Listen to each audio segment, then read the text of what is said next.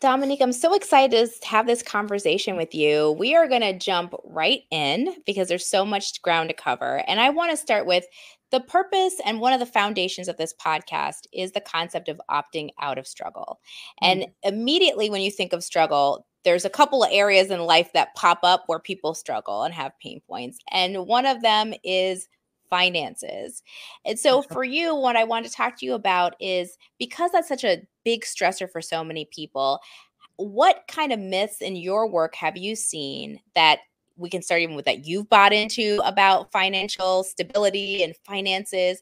But what do you see, particularly Black women? What are some common faulty beliefs around finances that you see that come up repeatedly with Black women?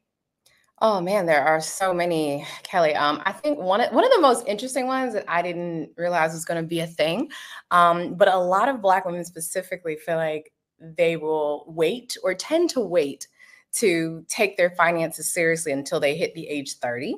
And it was such an interesting thing when I would work with clients one-on-one, and I'm like, oh, why did you decide to, take control of your finances now? And they're like, oh, well, I'm turning 30, so I feel it's a good time.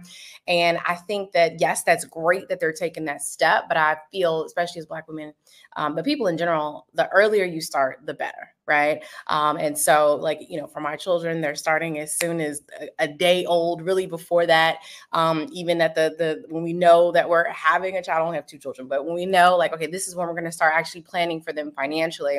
And I think a lot of people are doing themselves a huge disservice by waiting until later, or feeling like they have to wait until they're 30 or wait until they're 40 to finally take charge of their finances, because the earlier you start, you can leverage all of that time, right? And the later you start, you have less time, as simple as that. So that's one of the biggest things or myths that I've seen very frequently, more frequently than I would have ever imagined, especially from Black women, feeling like it's something that they have to wait and do. I think another one is just this whole cycle that you have to have certain things to be happy, to be wealthy, to be accomplished, to be successful. And I hate when I see women who are saying oh, I haven't bought a home yet, so I don't feel successful, or I haven't, saved X amount of dollars, so I don't feel successful. And I think that these are things that society and even governmentally is oh, you have to do things this way. And if you don't do them this way, if you're not married by this age, or if you don't have these things by a certain time, you're not, necessarily accomplished. And I hate to see those things. I think another is definitely people just trying to keep up with each other. It's the most frustrating thing that I've been saying most recently, and these myths that you have to keep up with other people. And if you see one of your friends traveling to one place, you're like, oh, I need to go there too. Or you don't even know how they paid for that. So those are some of the things that I probably see most frequently that I feel like are keeping Black women stressed and honestly just financially stuck. Yes, I really agree. And you really went over a couple of them that kind of blend together, right? So this belief that you have to wait to a certain age, and that age is older than probably typically, and particularly when we're looking at, white folks. And when they start from childhood. Early. And they already know, I remember being a freshman in college and some white guy telling me about a 401k. And I'm like, I have never heard of that. What are those numbers? And he was like, you need an IRA Roth. What? IRA Roth, excuse me. I can't even say it right. And me being like, what? That just sounded like another language, but that kind of thing. So waiting to be too late. But then it's you also have this balance of, well, what happened if you're listening right now and you're like, well, I'm 35, I'm 42. I haven't done my finances. Is it too late? And then debunking the myth, that second component of there is no specific one size fits all, right? It's there are things you can do. It's never too late. You've never missed the boat. It's better earlier. And then finally, I think it really is important that we talk about certain things have become an aesthetic or a look versus a reality. Yeah. For me in the wellness space, wellness has become a look versus a reality, a practice. And the same thing can be said for wealth, richness, Yep. finances, it has an aesthetic. And what do we associate, particularly in our community, with wealth? People traveling, you see somebody on flying, business class to Dubai. You're like, well, they must be wealthy. Or Yeah. if I am wealthy, this is the life I need to have. This is the car I need to have to demonstrate that I have wealth. Hmm. And yet we know people who tend to be really wealthy actually do the opposite. You'll see Yeah. them in cars that are not, they've got like a beater car, right? Yeah. That they Yeah. drive to and fro. They wait to do vacations, or they only do one or two a year. And so based upon those myths, then how would you help people overcome them? Like, what are some of the Mhm. tips you could begin to help a Black woman saying, I don't even know where to start? And I believe all of this. Like, I believe all the lies. Like, I missed the boat. I think I should be traveling. Like, where would you tell someone to start to overcome that pain point? Yeah, no, that's really good. So where to start? I think it's really important for you to understand what your why, what your specific why is in life and in general. And why is it that you even want to build wealth? Why is it that you want to travel? Why is it that you want to do these quote unquote things that you feel like you just have to do? Because for some people, they're like, these things really don't matter to me. I just feel like I need to do them because everyone else is doing them. So I think it's important to really take some time and sit down, like, what is my why?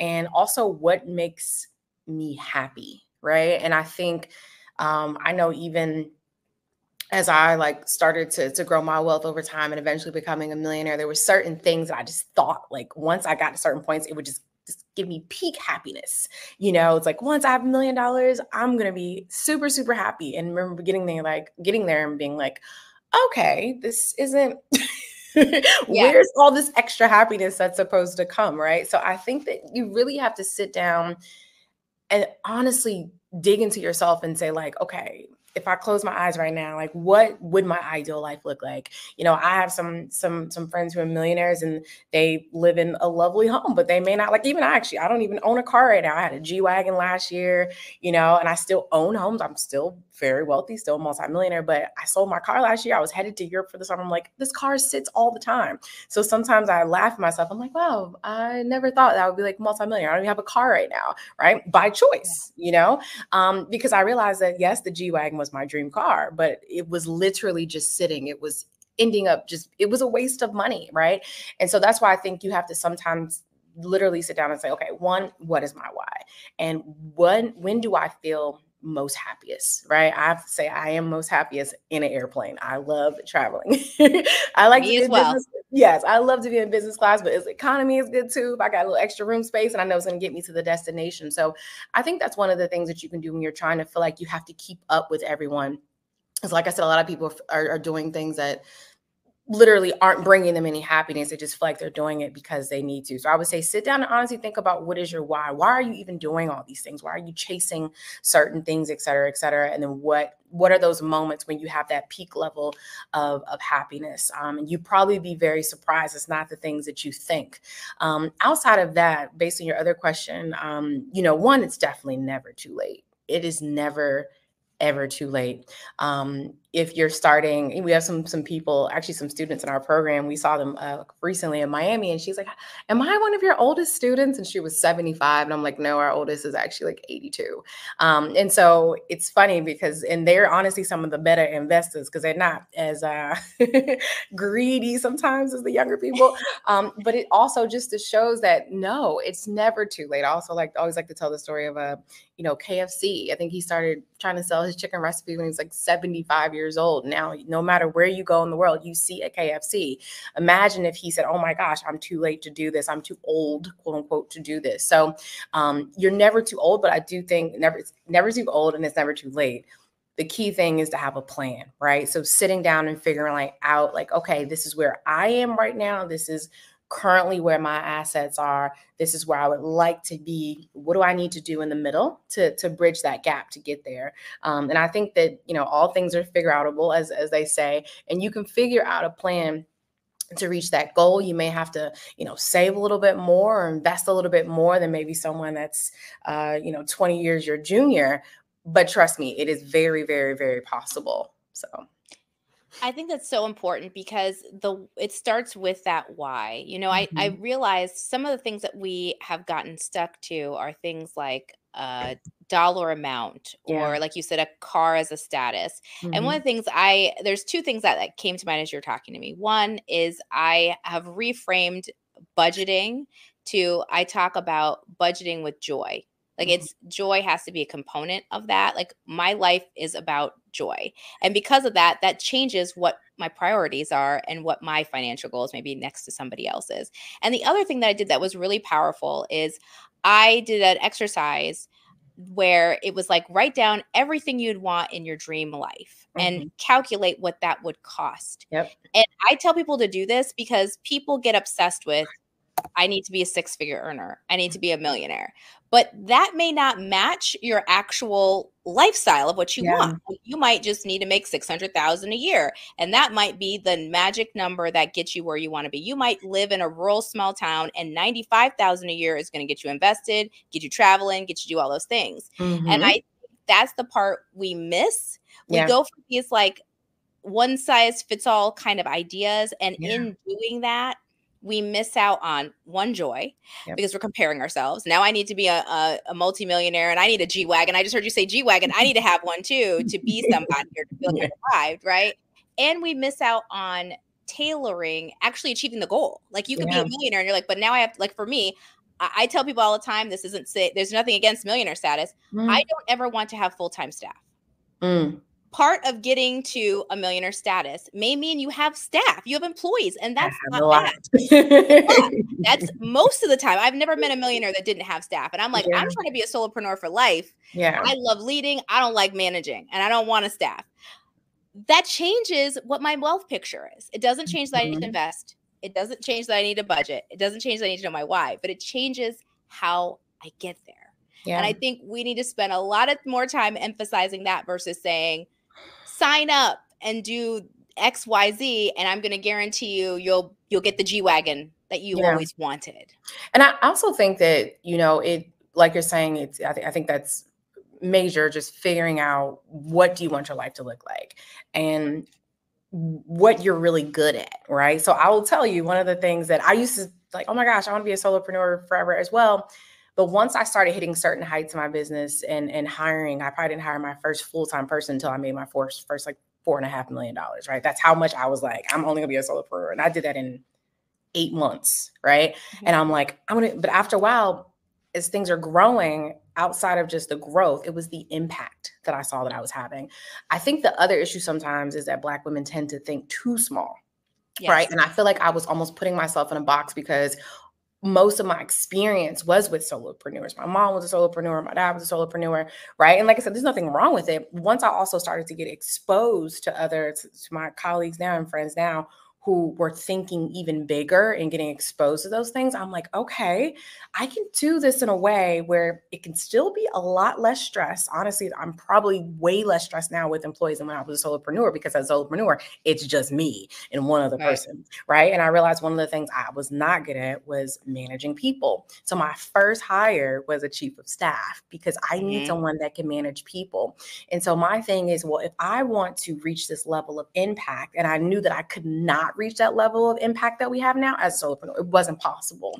And because impact was my bigger why, I had to level it up, right? And so that's also why I go back to like, what is your why? Because if your impact, and there's honestly, if you're trying to impact 1 or 2, ain't nothing wrong with it. That is still great, right? And there's tons of people I know that have 7-figure-year businesses that are solopreneurs.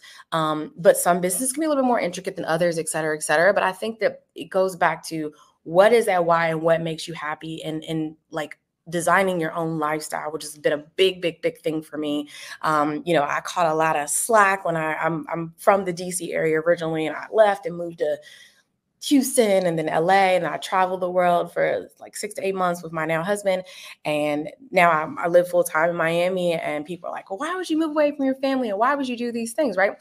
And so I think I wanted to design my lifestyle the way I wanted it to be. I want to see water every single day. Right. And not that they're the DC water. I wanted to see really great ocean water. That was something that was really important for me because it brightens my day. And so that's why, going back to that why, that lifestyle design, we can design our lifestyles however we you want. If you want to pick up, move to Costa Rica and live in a super cute house that only costs $1,500 a month and you do yoga every day, girl, do it. But I think that it's important to figure out what is that why when it comes to your finances, because for most people, they're not happy. They're literally walking around 10 seconds from like someone saying one keyword and they're going to break down and just cry. Right. Yes. And how do you fix that, right? You fix that by taking the time and saying, I don't have to feel like I need to do things the way that society says that I need to do them. I'm going to figure out how to design my life, design my finances to support the lifestyle that makes me happy, that gives me, that optimizes myself, that optimizes my health, that optimizes all those areas. And I think that that is one of the most important decisions, and in my book is The Wealth Decision, but one of the most important decisions that you can make when it comes to your finances, but most importantly, to managing your own life, because it's your life. You could do whatever you want to do with it. And that's been major for me, you know? I agree. And I think, as we're going to get into this more as we transition into talking about investing, but I think that is the point. It is the why. There is no wrong answer. It's just not knowing what your why is. Yeah. And that's why it's so important to know that, know if you're looking for impact, do reverse engineering, like what's your dream life? What does that cost? I think that was the most powerful opener, because it set financial goals for me that made me say, okay. And then, if that changes and I need employees down the road, okay, well then that changes the conversation. Yep. But if I don't, because it's okay. Right. And if it doesn't, if I can do what I'm doing and it works and I get, like you said, you need to be by the water. Someone may need a $1,500 condo and yoga every day. That is a very different life path, but it has to be based upon what you want. So I think that is one of the key takeaways about opting out of struggle with finances is knowing your why and being willing to dig deep to get it. I think that's the key part, not just superficially going, oh, I think I like yoga. No, dig deep to get that why. So thank you, Dominique. We're already off to a fantastic start. When we come back, I want to talk about investing, how we get started, what you would suggest for us, how we start to make that wealth decision, and how investing is a part of that.